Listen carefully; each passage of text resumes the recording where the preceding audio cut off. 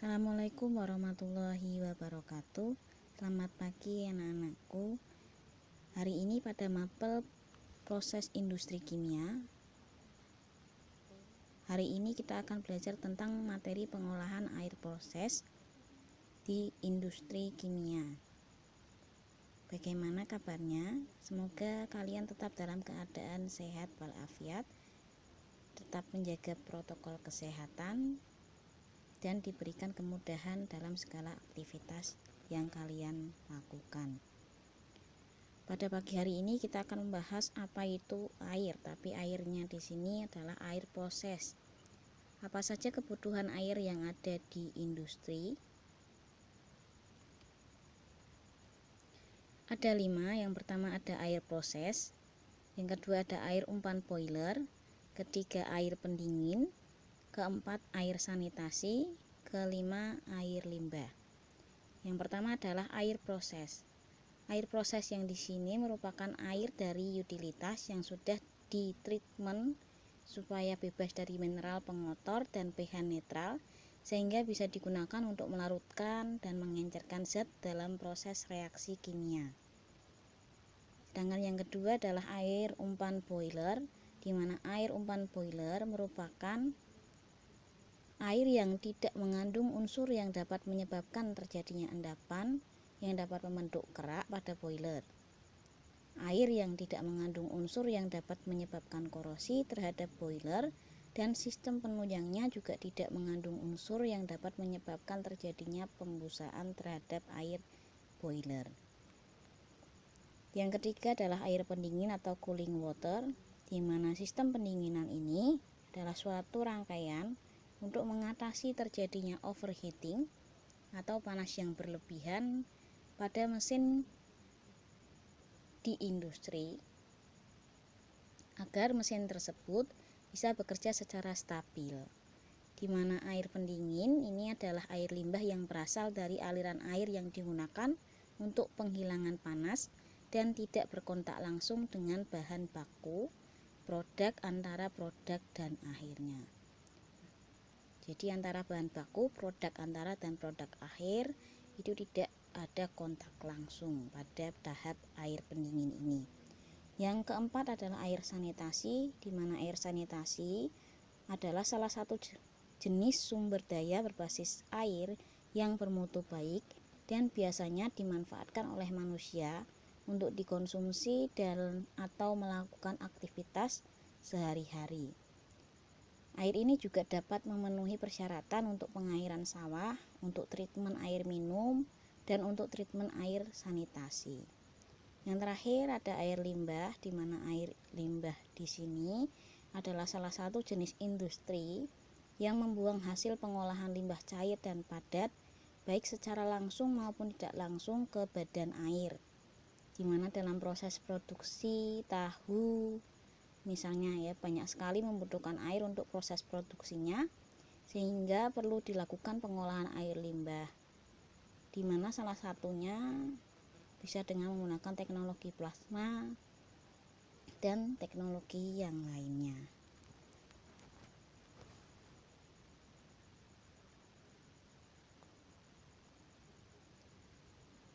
Apa itu air proses dalam industri? Yang akan kita bahas lebih dalam adalah air proses ya. Air proses tadi sudah dijelaskan bahwa air yang digunakan dalam bidang manufaktur atau proses perawatan produksi di industri kimia. Air ini biasanya sudah ditreatment bebas mineral pengotor dan pH netral, sehingga bisa digunakan untuk melarutkan atau mengencerkan zat dalam reaksi kimia. Di mana pada umumnya air proses ini merupakan air dari kegiatan industri yang diperuntukkan sebagai pelarut, sebagai penyampur, pengencer, media pembawa pencuci, dan lain-lainnya yang berkaitan dengan kegiatan di industri, khususnya di industri kimia.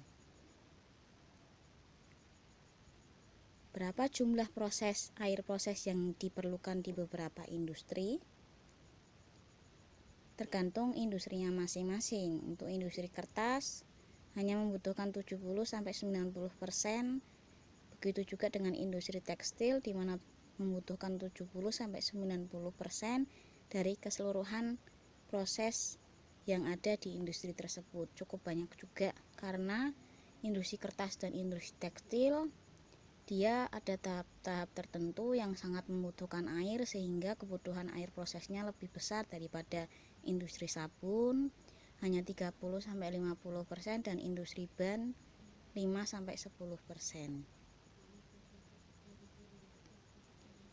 Apa saja karakteristik dari sifat air yang dapat digunakan sebagai sumber untuk air di industri, khususnya air proses? Di sini adalah karakteristik yang harus dilihat. Banyak sekali ion dan atom dalam bentuk senyawa dalam air, di mana jumlahnya harus dipantau lebih lanjut. Di sini ada silika, aluminium, iron atau besi, kalsium, mangan, magnesium, dan lain sebagainya sampai padatan terlarut. Berikutnya juga ada padatan tersuspensi, kalsium karbonat terkait dengan kekerasan, alkalinitas, dan keasaman, pH, warna organik, ekstrak, dan lainnya sampai dengan temperatur. Di sini masing-masing industri mempunyai batas maksimal untuk unsur air proses yang ada di industri tersebut. Apa saja itu?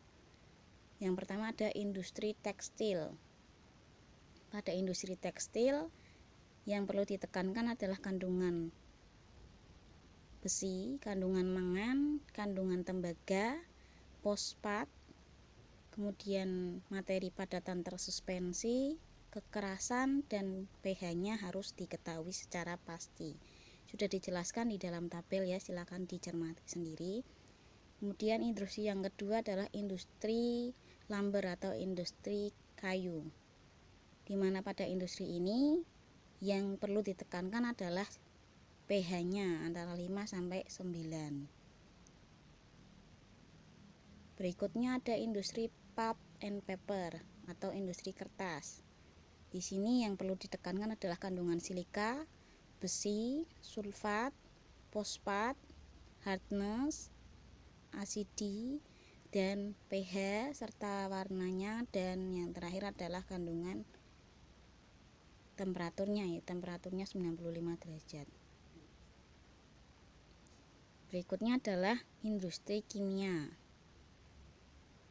Banyak sekali yang perlu ditekankan. Industri kimia di sini merupakan misal contohnya industri asam sulfat, industri natrium, industri urea, pupuk, dan lain sebagainya. Yang terakhir di sini ada industri petroleum. Di sini juga banyak batas maksimal unsur pada air proses yang akan digunakan. Dan berikutnya ada industri logam. Di sini juga cukup banyak yang harus diketahui batas maksimalnya. Masing-masing bisa kalian cermati di tabel di sebelah kiri ya. Air proses di dalam industri digunakan harus memenuhi beberapa syarat. Di antaranya apa saja? Industri kertas misalnya harus bebas dari kandungan besi. Industri fermentasi harus bebas dari mikroorganisme. Industri makanan dan minuman harus bebas dari bakteri koliform atau mikroba patogen dan kesadahan rendah. Berikutnya adalah industri air atau PDAM harus bebas zat kimia, dan masih banyak industri yang harus bebas dari ion-ion tertentu atau senyawa untuk proses quality controlnya. Yang perlu kalian cermati di sini, kenapa dalam industri tekstil tidak boleh ada besi dan mangan? Karena besi dan mangan di sini merupakan parameter penting dalam industri tekstil, karena kehadiran besi dan mangan dapat mengganggu dalam proses pewarnaan dan memberikan flek dan noda pada lembar kertas atau tekstilnya itu, sehingga akan menurunkan hasil daripada produksi tekstilnya. Di sini ada tugas, silahkan bisa kalian tuliskan bagaimana cara mengidentifikasi kandungan besi dan mangan pada industri tekstil, dan bagaimana upaya menghilangkan atau mengurangi kandungan logam tersebut dalam industri tersebut. Bagaimana skema pengolahan air industri? Seperti halnya kemarin air minum, di sini sumber air dilakukan pengolahan secara fisika dulu, meliputi penyaringan, plane dan sedimentasi. Kemudian dilakukan pengolahan secara kimia, diberikan koagulan, dalam hal ini pada tahap koagulasi, flokulasi, sedimentasi, dan aerasi atau penambahan gas. Kemudian setelah pengolahan secara kimia berarti ada pengolahan secara fisika, dan nanti ada pengolahan khusus untuk diolah, dalam hal ini menjadi air proses, air kettle atau air pendingin, air sanitasi, dan air limbah ya. Pengolahan air industri, di sini sudah ada diagram alirnya, di mana diagram alir di sini dimulai dari air baku terlebih dahulu, yang kemudian dimasukkan ke dalam tangki penampung dan dilakukan proses lebih lanjut, yaitu koagulasi dan flokulasi, koagulan dan flokulan, sehingga nanti akan terbentuk seperti lumpur yang mengendap di bagian bawah karena proses sedimentasi, yang kemudian disaring sehingga terbentuk air yang bersih. Air yang bersih ini nanti akan didistribusikan sebagai air pendingin, kemudian akan didistribusikan juga sebagai air proses, sebagai air pembangkit steam, dan nanti akan digunakan juga untuk air sanitasi. Masing-masing di sini sudah melalui beberapa proses. Nanti dari air pendingin kita lakukan blowdown.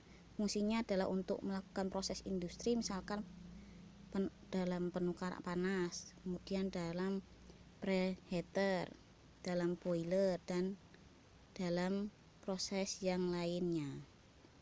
Dalam proses ini juga dilakukan tindakan seperti misal penambahan klorida untuk klorinasi, kemudian ada demineralisasi atau pengurangan mineral yang bertujuan untuk memproses air tersebut supaya memenuhi standar yang dibutuhkan. Berikutnya di sini ada pengolahan air pada proses industri pulp atau industri kertas. Di sini yang pertama adalah raw water treatment, di mana air masuk ini ya, water intake, dilakukan klarifikasi, kemudian dilakukan filtrasi, dan terakhir dilakukan demineralisasi atau pengurangan mineral. Kemudian setelah itu diproses lebih lanjut ke penggilingan pulp dan paper. Dari hasil proses pulp dan paper ini akan terbentuk air proses yang bisa didaur ulang. Dengan cara apa? Dengan cara diolah lebih lanjut meliputi file screening, kemudian primary clarification, biological treatment, secondary clarification, dan terakhir tertiary treatment atau water recycling and reuse. Jadi bisa digunakan lebih lanjut, di mana pada proses primary clarification di sini dilakukan proses dewatering.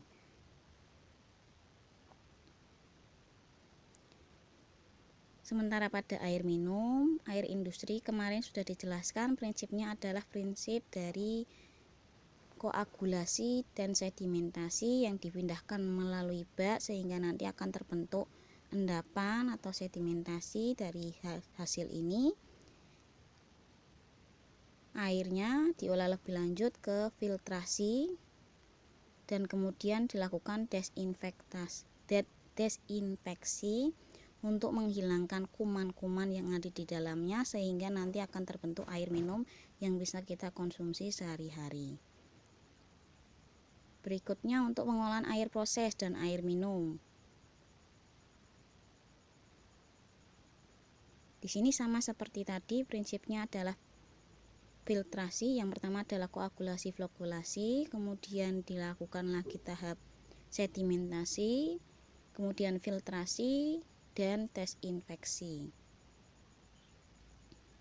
Sementara untuk industri gula, pada industri gula di sini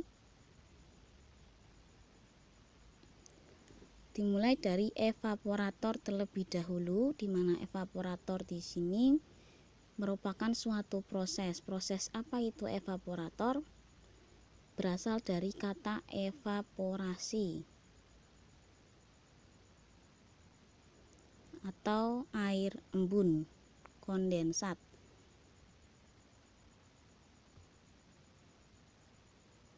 Di sini fungsinya untuk menghitung air embun. Evaporator adalah proses penguapan dari proses industri gula ya. Dan kemudian di sini juice heater. Juice heater itu merupakan suatu alat untuk pemanas dalam proses industri gula, di mana antara evaporator dan juice heater nanti akan terbentuk sweet kondensat atau air kondensat yang digunakan untuk keperluan pemadam kapur, air pencuci masakan, air siraman, air inhibisi, dan siraman RVF.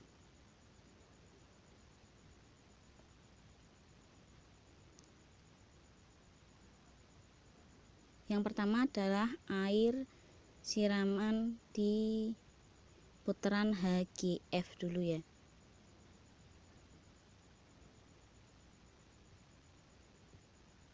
Untuk air siraman HGF di sini merupakan air untuk pencucian gula yang menggunakan saturated water atau air jenuh dengan suhu sekitar 100 derajat Celcius, dan air kondensat dengan suhu kurang lebih 70 derajat Celcius menggunakan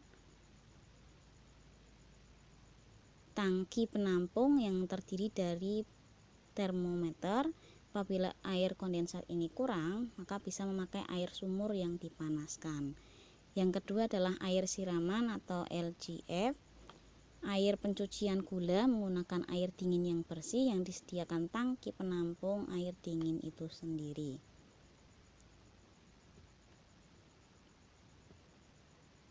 Setelah itu ada air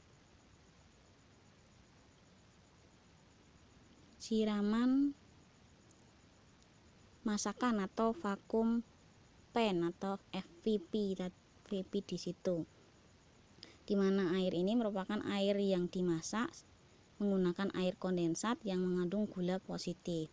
Disediakan tangki tersendiri beserta termometer dan untuk pengukur suhu. Kemudian untuk menjaga kehigienisan tidak diperkenankan menggunakan air dari kali. Dan apabila kondensat kurang, ini juga bisa memakai air sumur.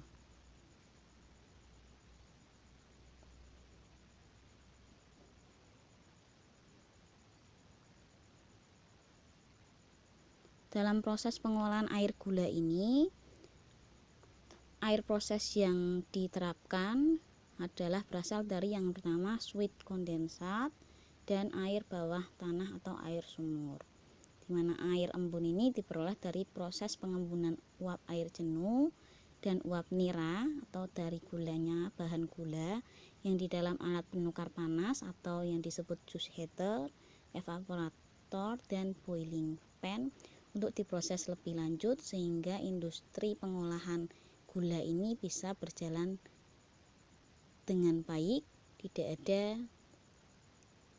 kesulitan yang dapat menghambat produksi dari industri tersebut. Nah, sekian penjelasan dari saya.